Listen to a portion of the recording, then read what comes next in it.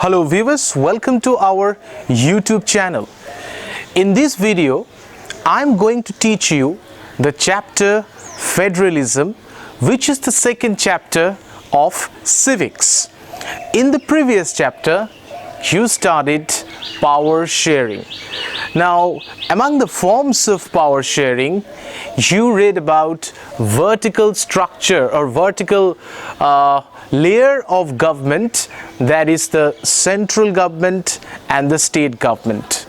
So in this chapter, we are going to focus on this vertical layup of the government, and this vertical layup of the government is known as federalism.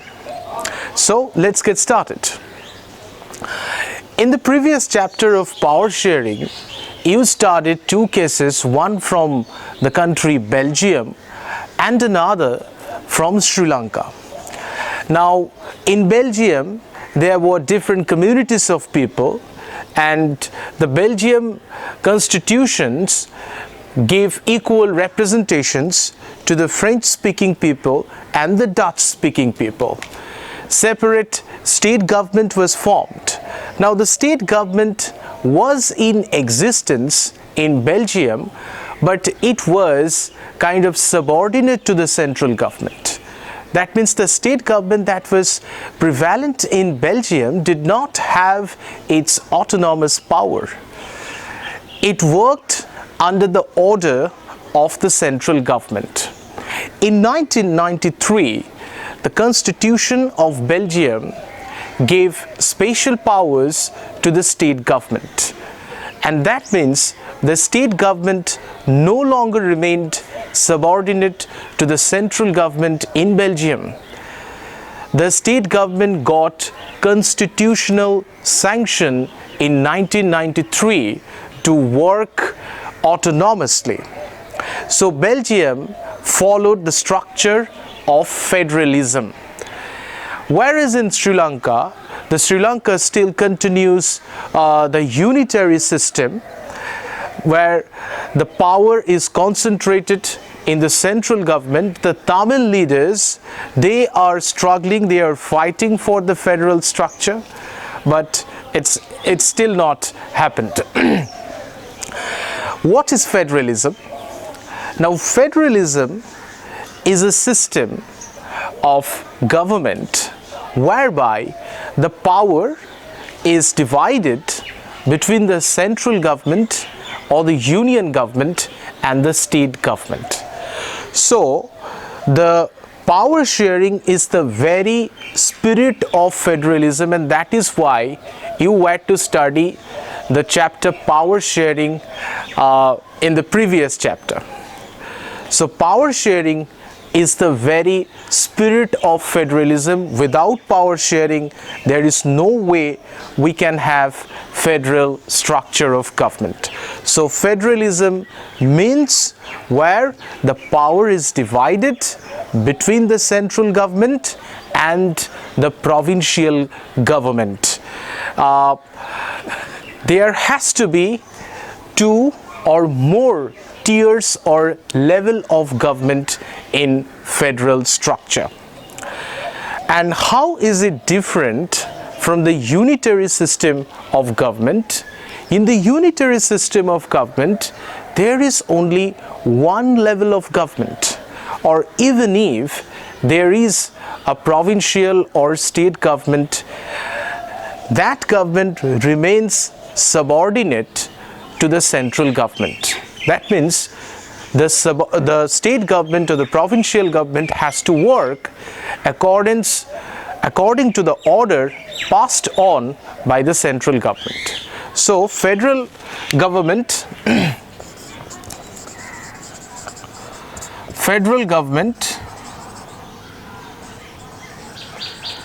means there has to be two or more levels of government.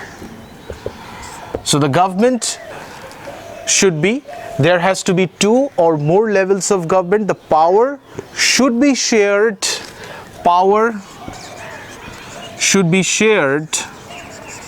between the central and state government. Power should be shared between the central and the state government. And how is it different? How is the federal government different from the unitary government? In unitary government,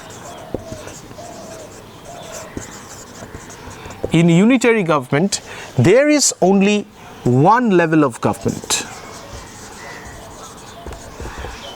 In unitary government, there is only one level of government. That means the power is absolutely concentrated in the hands of the central government. Or even if there is a provincial government or state government in unitary system of government, that government remains subordinate to the central government. That government cannot function autonomously. Whereas in the federal government, the state government or the provincial government or the regional government that remains in existence is not subordinate to the central government. So, in federal government,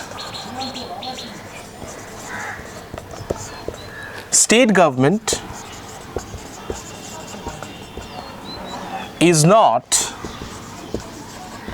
subordinate to the central government. The state government is not subordinate to the central government. The state government can function autonomously. The state government does not remain answerable to the central government for its activities. The central government and the state government are independent of each other in federal system of government, whereas in unitary government all the powers remain concentrated in the hands of the central government. Hope this is clear to you, the difference between the unitary government and the central government. If you have any problem or query, you can ask me by writing on the comment box. Now we have to look at some of the key features of federalism. What are the key features of federalism? What features should be in place for a country to be declared a federal country?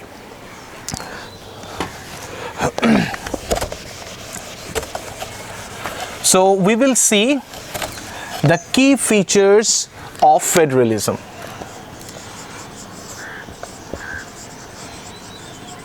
Key features of federalism. That means the important features of federalism. Number one feature is there has to be more than one level of government. There has to be more than one level, or it is also called tier of government. It can be two or more than two or more, but it has to be more than one. Number two, the provincial government or the state government that is found in federal government, the state government can function autonomously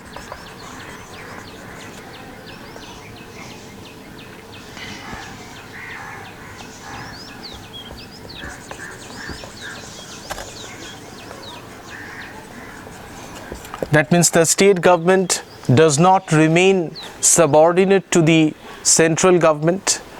The state government is not answerable to the central government for its activities.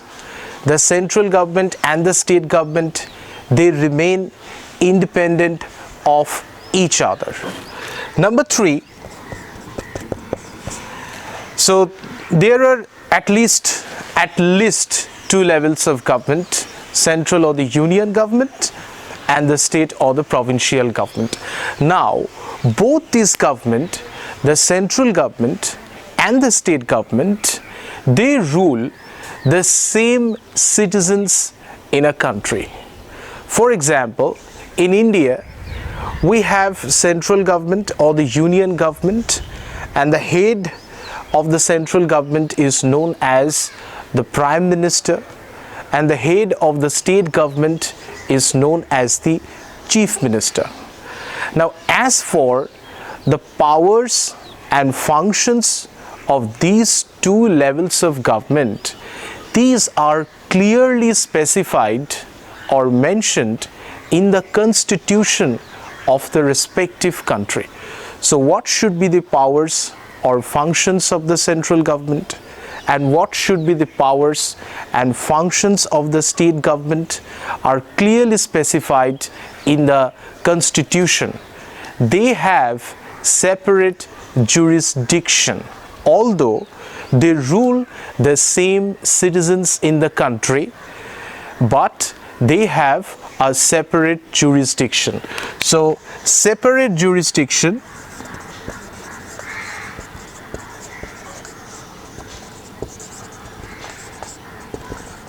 for central and state government.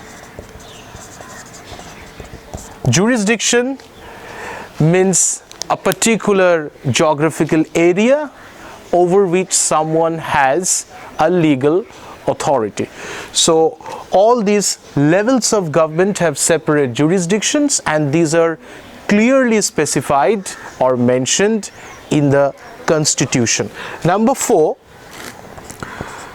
now if any dispute arises regarding the powers and functions of the state government and the central government, the highest court of the country, and in case of India it is the Supreme Court, has the authority to settle the disputes. So the Supreme Court of India has the authority to interpret the constitution regarding the disputes between the central government or the state government, or even if any dispute arises regarding any provision or any article of our constitution, it has to be settled in the Supreme Court of India. Supreme Court of India is called the final interpreter of our constitution, and whatever interpretation the Supreme Court gives, it is binding upon all the individuals in the country. So fourth feature is, in case of any dispute between the central government and the state government regarding their powers and functions, they have to be settled in the highest court of the country, and it is the Supreme Court in case of India. So disputes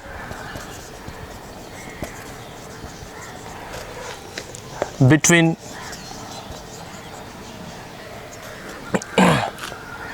central and the state government are to be settled in the highest court.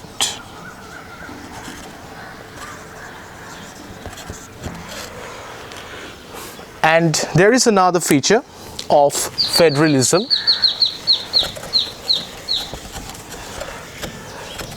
that is the share of revenue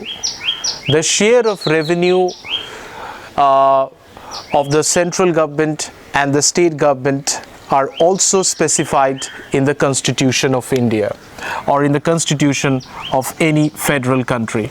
The share of revenue is to be specified or mentioned in the Constitution. So these are the basic or the most important features of federalism. So I repeat, number one, there has to be more than one level of government. It can be two or more, but it has to be more than one. Number two, both the government, the central government and the state government, will have their separate jurisdiction. And as for their powers and functions, what should be the powers and functions of the central government and what should be the powers and functions of the state government? They are clearly mentioned or specified in the Constitution. And both these governments are independent of each other. The state government is not subordinate to the central government. And if there is any dispute, if any dispute arises between the central and the state government regarding their powers and functions, it is to be settled in the highest court of the country, and in case of India, it is the Supreme Court. The share of revenue of both these governments are also to be specified in the Constitution. So these are the basic or the key features of federalism. Now, there are two objectives. By reading these key features of federalism, we get the impression that there are basically two objectives of federalism. So what are these two objectives of federalism?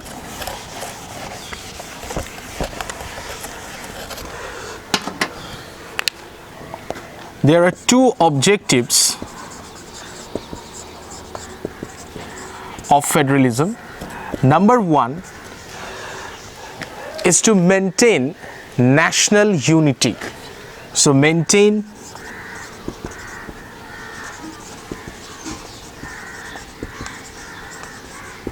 national unity. Now, to elaborate this point, how is national unity maintained in federalism? Now, the central government rules the entire country, even if a country is divided into several states. Now, take an example that India has at present 28 states, and all these states, the rule of the central government applies to all these states as well. So the central government unifies the country by its central rule. So in this way, the national unity is maintained. And number two, it accommodates regional diversity. It accommodates regional diversity. Now, the states are formed on the basis of either language or religion, and each state has its own culture, own language. So these are maintained by the state government. So these are the two objectives: maintenance of national unity and accommodation of regional diversity. So hope you have understood the basic or the key features of federalism. Now the next topic is, can India be called a federal country? Yes, India is a federal country. And how is it that India is a federal country? Now, the Constitution of India does not refer to our country as a federation.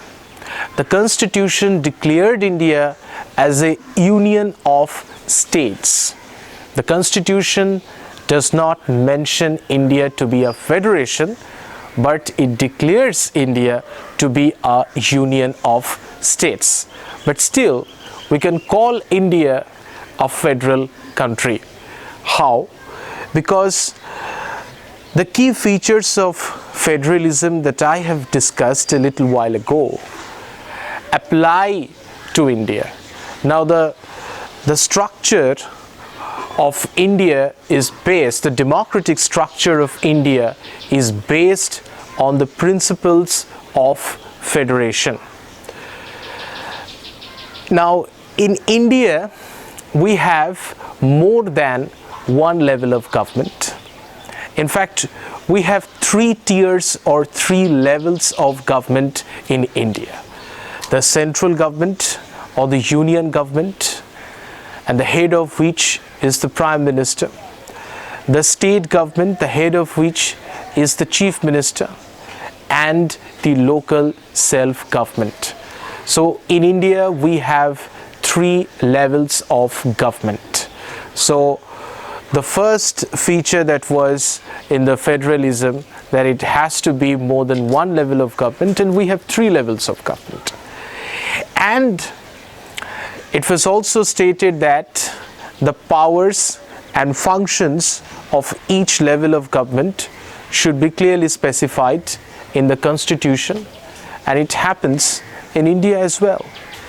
The powers and functions of both the central or the union government and the state government are clearly specified in our constitution. Now, the constitution provides for threefold list as for the functions and powers of the central and the state government. Number 1 is the union list. Now, the subjects that are included in the union list are the subjects upon which the central or the union government frames laws. The subjects that are included in the union list, the central or the union government frames laws upon this. And what are these subjects? Defense, banking, currency, next communication,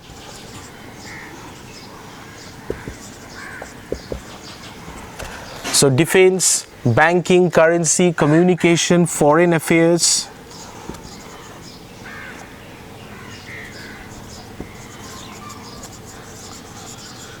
etc. So these are the subjects upon which the central or the union government frames laws.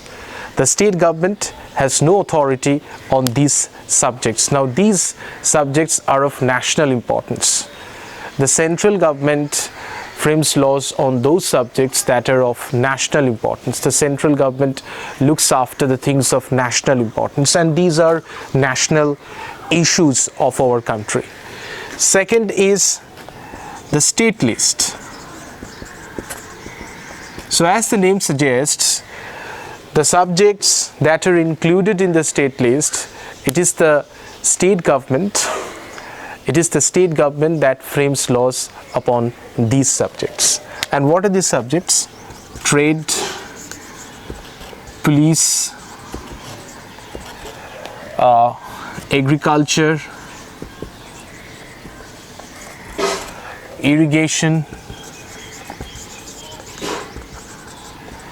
Now, these are the topics, or these are the subjects upon which the state government frames laws.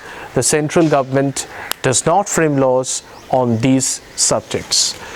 And the third is called concurrent list.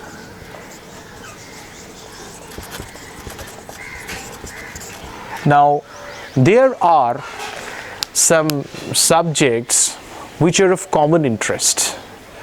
Now, that are included in the concurrent list, and the subjects that are included in the concurrent list, both the state government and the central government can frame laws upon these subjects. And these are education, forest, these are education, forest, trade unions, marriage, adoption. So these are the issues or subjects of common interest. Both the state and the central government can frame laws upon these subjects. Now, there are some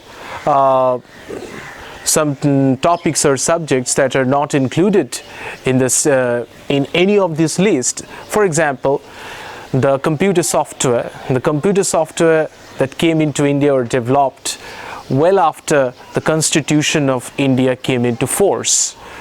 So which level of government has the authority to frame laws on these topics, on these subjects, which are not included in any of these lists? Now, there is a list called residuary. This is called residuary. That means the central government can frame laws in any issues or in any subjects which are not included in any of these three lists: union, state and concurrent list, like the computer software.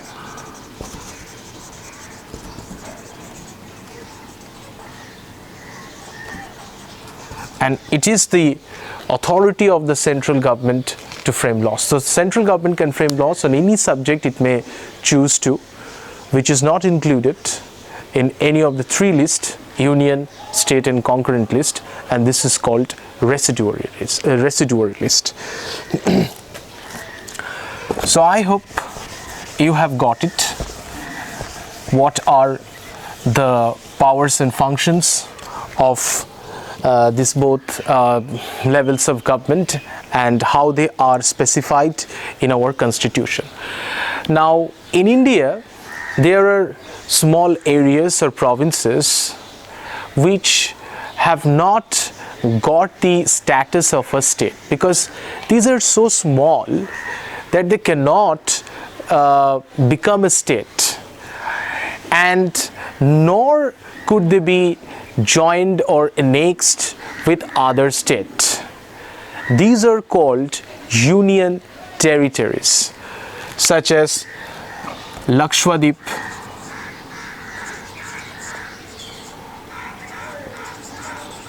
Chandigarh. So there are in total of 8 union territories of India.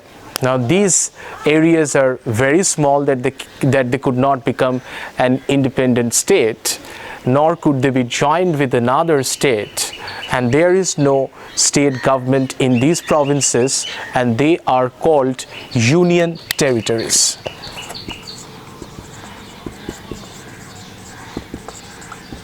They are called union territories, and it is the central government. It is the central government of India that has special powers in running these areas. So, who rule the union territories? The central government rules these territories. So, and this also has to be mentioned here, that our constitution, the federal structure of our constitution, the federal arrangements of the constitution cannot be changed unilaterally. This is also another feature of federalism. If the fundamental nature, if the fundamental structure of the constitution has to be changed, it should be changed by both at first the proposal has to be passed by both the houses of the parliament. We have two houses, the Lok Sabha and the Rajya Sabha. So the proposal of changing or altering the fundamental structure or federal arrangements now has to be passed by 2/3 majority of both the houses of the parliament, and then it has to be ratified or it has to be supported by half of the total number of states in a country. So for example, if we have at present 28 states, if any proposal is given, if any proposal is presented to change the fundamental nature of our constitution, at first it has to be passed by 2/3 majority of both the houses of the parliament, and then it has to be supported by at least 14 states of India. And all the disputes which I have told you earlier are all settled if the disputes between the central government and the state government are settled by the highest court, that is the Supreme Court of India. Next, the topic which is given in your book, how does federalism function? Now, in our country, federalism, how does the federalism function in our country? Now, first of all, I have told you, or this is the very nature of federalism, that there has to be more than one level of government, state government and the central government. Now, the state government that is made, it can be made on the basis of language, it can be made on the basis of, religions or separate culture or ethnicity or different landforms. So India, the states that India has are all linguistic states. So creation of linguistic state was the first and foremost test for India's federation. When India became independent in the year 1947, the demand for creating a linguistic state was raised, but the government of India, that means the central government of India, did not pay heed to that demand, because the government of India reasoned that India already had become separated, Pakistan was created, so the country has already become smaller, and creation of new states on the basis of language would further separate the country. But ultimately, linguistic states were created.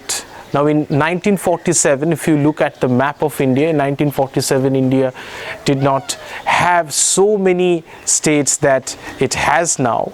It has 28 states, but when it got its independence in the year 1947, there were very few states.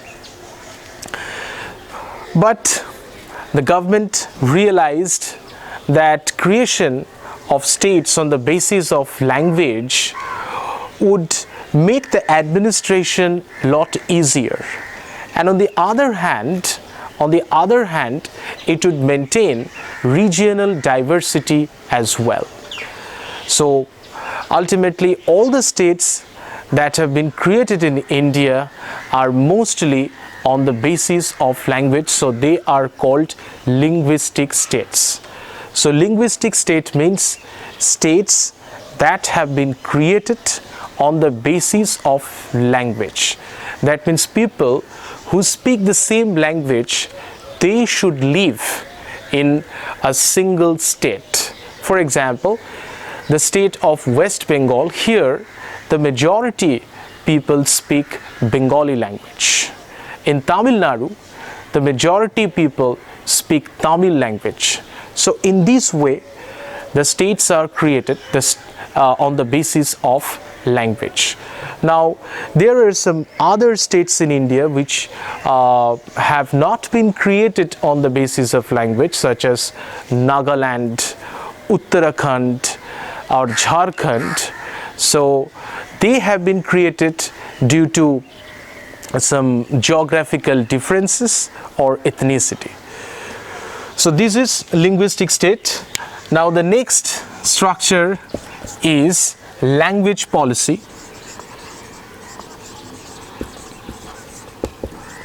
Now this is very critical point, language policy. Now a vast country like India that has many languages. So what should be the unifying language? What should be the national language of this country? Now, as far as the Constitution of India is concerned, the Constitution of India has not made any language of India as the national language. So there is no national language in India. No language has been given the status of national language in India, but we have official language, and the official language is Hindi and English. But English was to stop as the official language of India in 1965. But after the request or demands from the people of southern India, that means from the people of Tamil Nadu, English still continues to be the official language. In fact, it is one of the unifying languages in India. India has vast number of languages. Now, according to the constitution, along with Hindi, 21 languages are recognized in the Constitution of India. Now, if one has to take any examination for central government jobs, then one may write their answers in any of the 20 or 21 languages recognized by the Constitution of India, along with Hindi and English.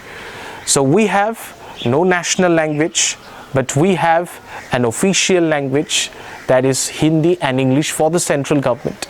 And in state government, the state government can do its official activities on its state language or in English as well.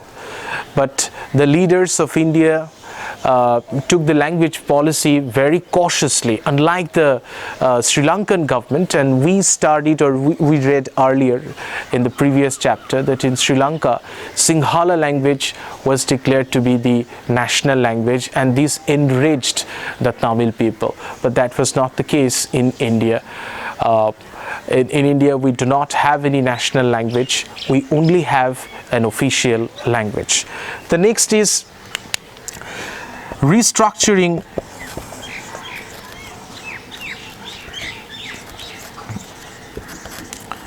center and state power. Now, for the success of federalism, the power sharing between the central government and the state government is very important. So, maintaining good relation between the central government and the state government is very essential for the success of federalism. Now, earlier it was seen that in India, the same political party that was in power in the central government was ruling the state government as well. So the central government tried to diminish or reduce the power of the state government. Now these undermined or destroyed the very spirit of federalism. Now, as for the feature of federalism, we had studied that the state government will not have to remain answerable to the central government. The state government can function autonomously, but earlier the central or the union government, they tried to reduce the power of the state government. Then when there are different political parties in the central government and the state government, so clashes may arise. So maybe there is one party that is ruling the central government and its rival party is ruling in another state. So clashes may occur. But in 1990s, we had a new situation, that is the rise of coalition government. Rise of coalition government. What is coalition government?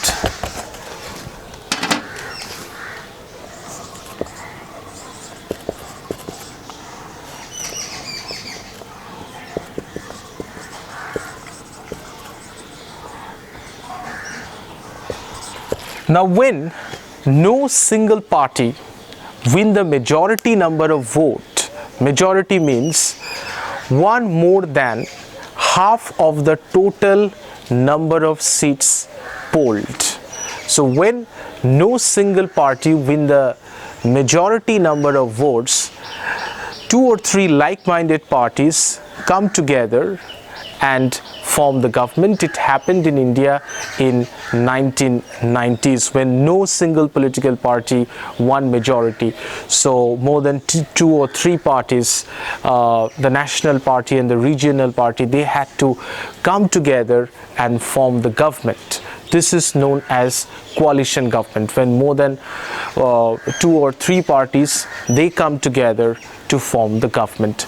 And the coalition government was supported by major judgments of the Supreme Court of India. Hope you have got this part. And the last topic of this chapter is decentralization.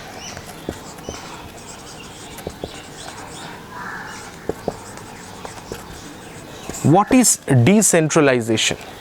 Decentralization means when power is taken away from the central and the state government and given to the local government. So when power is taken away from the central and the state government and given to the local government, that is called decentralization. Now, what is the logic, what is the rationale behind decentralization?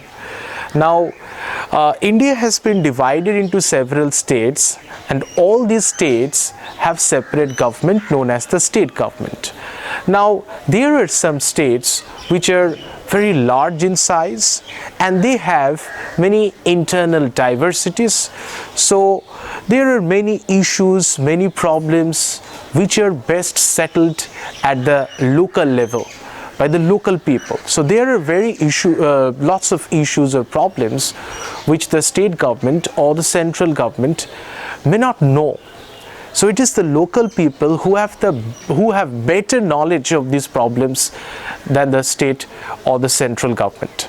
So the local people can manage these things far better than the state and the central government. So the local problems, the local issues are best settled in the local bodies. So that is the rationale or logic behind decentralization or having local self-government. So decentralization means having local self-government, and this is the third tier or third level of government, that is local self-government.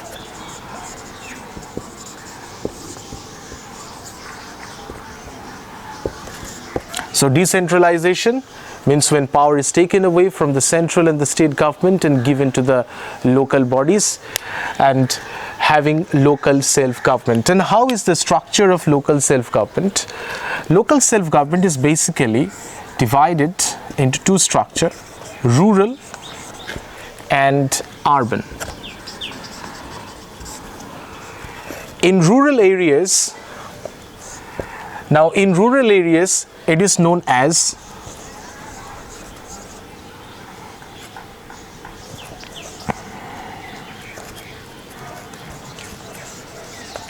Panchayati Raj. In rural areas, it is known as Panchayati Raj, and Panchayati Raj is also divided into three tiers. That is Gram Panchayat,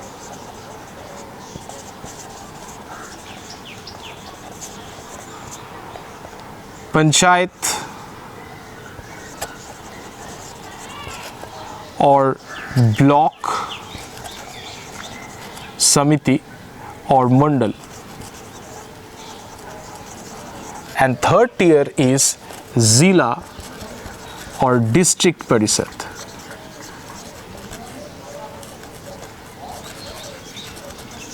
Zila or district Parishad. So the Panchayati Raj, Panchayat, it is the local body of, local body in the rural self-government, and it is divided into three tiers: Gram Panchayat, Panchayat or block Samiti or Mandal, and the third is Zila or district Parishad. Zila or district Parishad. Now, who elects the members of Gram Panchayat? The members of Gram Panchayat are elected by Gram Sabha. The members of Gram Panchayat are elected by the members of Gram Sabha. And who are the members of Gram Sabha? All the voters in the respective village are the members of Gram Sabha. So those who are eligible to vote in a particular village or in a particular village, they are the members of Gram Sabha, and the members of Gram Sabha elect the members of Gram Panchayat. And the Gram Panchayat members are called ward members, or they are also called Panch, and the head of the Gram Panchayat is called Sarpanch. The head of the Gram Panchayat is called Sarpanch, and the members of Gram Panchayat, it is the members of Gram Panchayat that elect the members of Panchayat or Block Samiti or Mandal. So the Gram Sabha, first of all, I tell you more clearly, that is, Panchayati Raj is divided into 3 tiers: Gram Panchayat, Panchayat or Block Samiti or Mandal, and third is Zila Parishad or District Parishad. All the voters in a particular village are members of Gram Sabha, and it is the members of Gram Sabha who elect the members of Gram Panchayat. And the general members of Gram Panchayat are called ward members or Panch, and the head of Gram Panchayat is known as Sarpanch. And it is the members of Gram Panchayat who elect the members of Panchayat or Block or Mandal. That means several Gram Panchayats form Panchayat Samiti or Block Samiti or Mandal. And then it is the members of Panchayat or Block Samiti who elect the members of Zila Parishad or the District Parishad. And some of the MLAs or MPs of that respective district or Zila also become the members of Zila Parishad. So some MLAs or MPs of that respective district also become members of Zila Parishad. And in the urban areas it is known as municipalities. In towns, and in the mega cities it is called municipal